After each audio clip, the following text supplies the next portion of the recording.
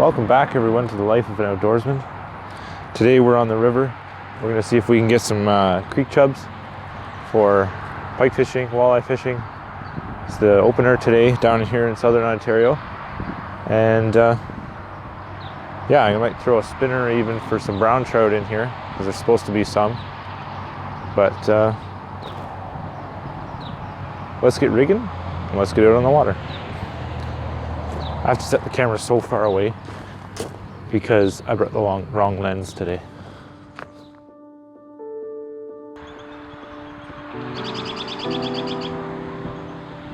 So just a quick note here before we get started.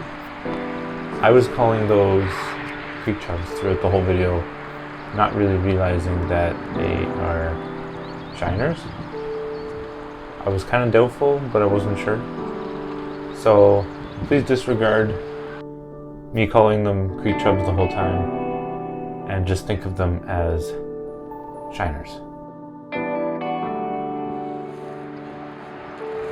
All right, I had nothing set up, didn't have the camera even set up, and because I figured I'd see if there's anything here first, and if I can get them.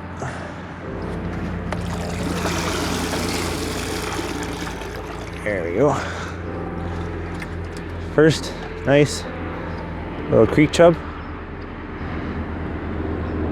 That'll be some good bait for some pike or some walleye. Probably pike. Let's see if we can get a few more of those.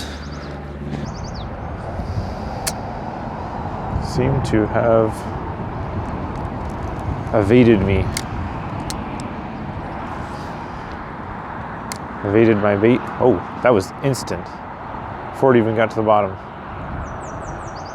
Like before the bait actually drifted down to below the float. The float was going down. That was a rock.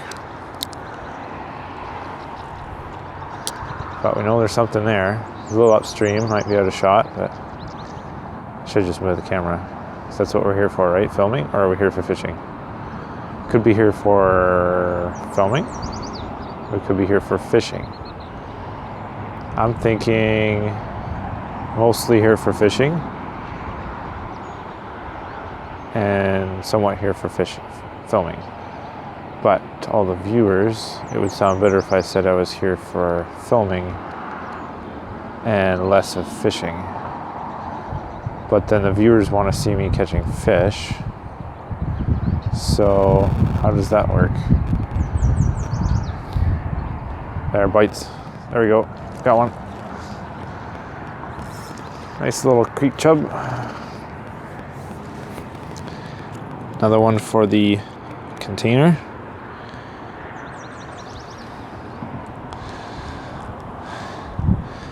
It's number, ouch, 2. Number 2. That's stuck on a rock too. I should change the angle so you can get a better view of this. Yeah, that's what I'm gonna do. I caught a fish in this angle, change the angle. Maybe I should make that some kind of rule. If you catch a fish, you change the angle. Makes it interesting for you.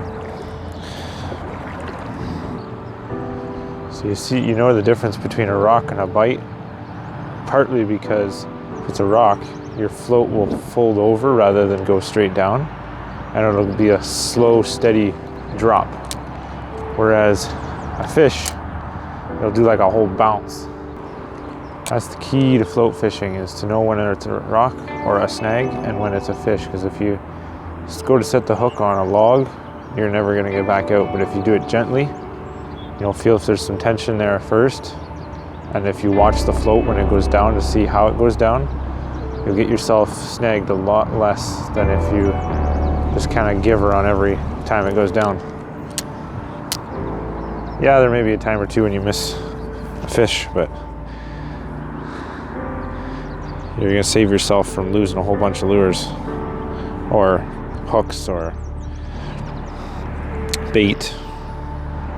I think I'm set too deep for over there. Those might have been bites there. It's too late. Reel in a little bit.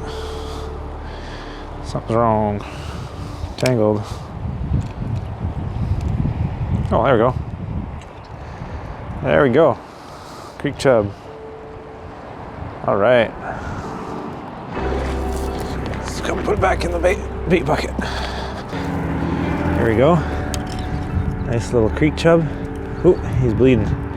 Doesn't matter, we're keeping him, but nice little creek chub on that little mayfly. They like it. Into the bait bucket he goes.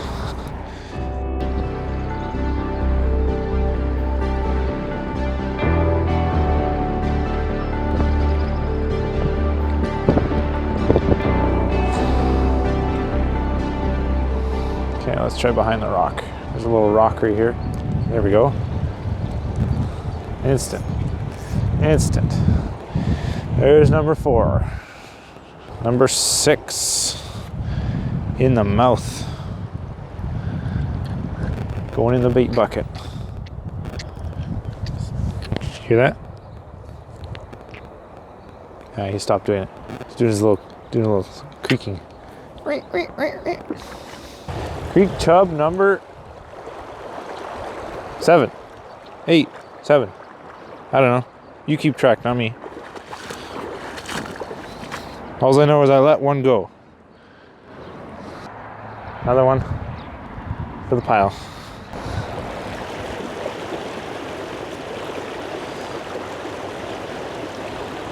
There we go. Another little creek chub. Here's number 8. Got him. Get a good view of him here. Nice creek chub. Little yellow tinge all the way down. Thought it was a little brown trout maybe at first because I caught him over in the rapids. But took the little mayfly larva.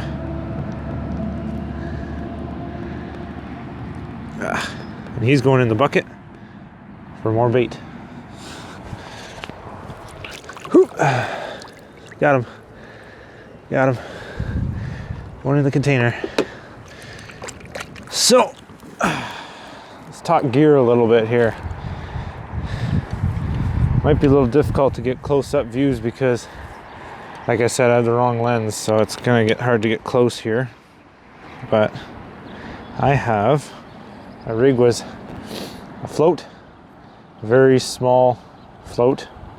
I don't know what gram this is because it's homemade, but somewhere probably around like a 2 ounce, maybe, not 2 ounce, sorry, 2 gram.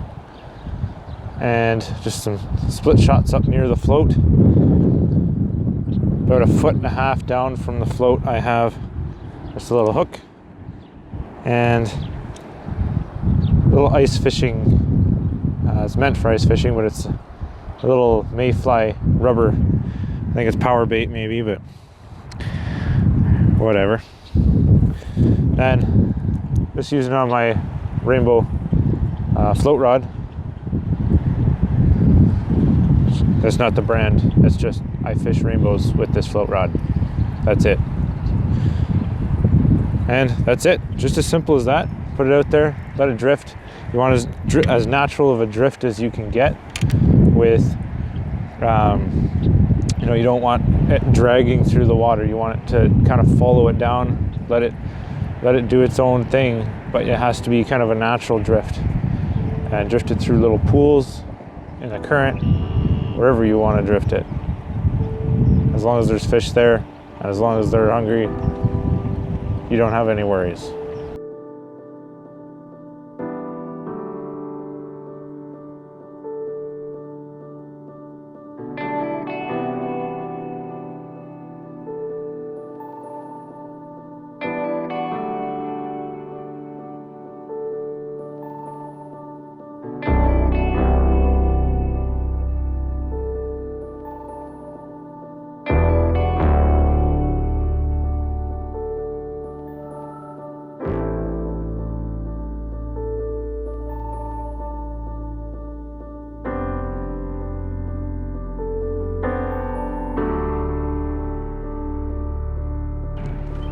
Well, we are now back at the car. That was a successful trip. Got 8 creek chubs. That's what I was going for. Not as good as I'd hoped, but pretty good. And so now I'm gonna go tonight and see if I can get a pike or a walleye with those creek chubs, and if not, we'll freeze them for later. But hope you enjoyed this video. Thanks for watching, and see you on the next one. There's people watching.